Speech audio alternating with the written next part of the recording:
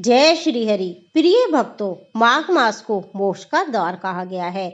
आज के अध्याय 6 में आप जानेंगे कैसे माघ मास में किया गया स्नान, तर्पण और दान भगवान विष्णु का स्मरण न केवल इस जन्म के बल्कि पितरों और आने वाली पीढ़ियों को भी तार देता है।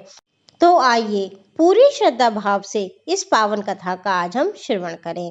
प्राचीन समय में एक धर्मनिष्ठ ब्राह्मण था। वह नित्य पूजा पाठ किया करता था, वेदों का अध्ययन करता था, परंतु उसके जीवन में एक दुख सदा ही बना रहता था कि उसे बार बार स्वप्न में अपने पितृ दिखाई देते थे। वे मौन रहते थे, उदास दिखाई देते थे और उससे कुछ कहना चाहते थे, पर वे कह नहीं पाते थे। ब्राह्मण अत्यंत व्यथित हो उठा। एक दिन वो एक महर्षि के पास गया और बोला कि हे गुरुदेव, मैं बहुत धर्म से रहता हूँ, नित्य धर्म का पालन करता हूँ, फिर भी मेरे पितृ अशांत क्यों हैं।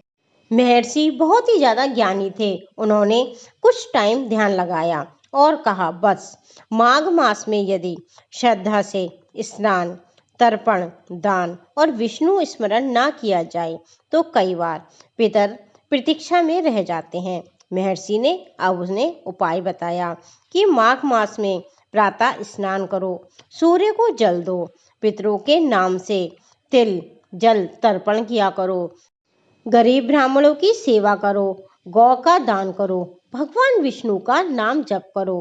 ब्राह्मण ने पूरे नियम से माघ मास का पालन किया। संगम तट पर ना सही, पर उसने श्रद्धा से घर पर ही स्नान किया, तुलसी के आगे दीप जलाया और पितरों के नाम से भंडारे कराए, अन्न का दान दिया। दोस्तों, माघ पूर्णिमा की रात्रि उसे एक स्वप्न आया।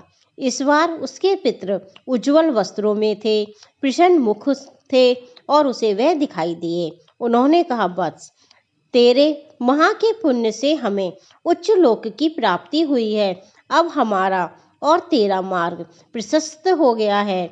उसी क्षण भगवान विष्णु ने दर्शन दिए और कहा, जो माघ मास में श्रद्धा से पितृ तर्पण करता है वह स्वयं भी मोक्ष मार्ग पर अग्रसर हो जाता है। ब्राह्मण का जीवन अब धन्य हो गया। उसके घर में शांति और संतति का वास हुआ। प्रिय भक्तों, यदि आप अपने जीवन में बार बार कामों में अड़चन महसूस करते हैं, दुख महसूस करते हैं, तो समझ लीजिए कि माघ मास में किया गया पुण्य आपके लिए संजीवनी बन सकता है। भक्तों, अगर आपको ये कहानी अच्छी लगी हो तो इसे लाइक करें, शेयर करें और मेरे साथ जुड़े रहने के लिए मेरे चैनल को सब्सक्राइब करें। माघ मास का अध्याय 7 मनोकामना पूर्ण करने वाला है, इसलिए आप अध्याय से जुड़े रहिए। राधे राधे। आपका जीवन मंगलमय हो।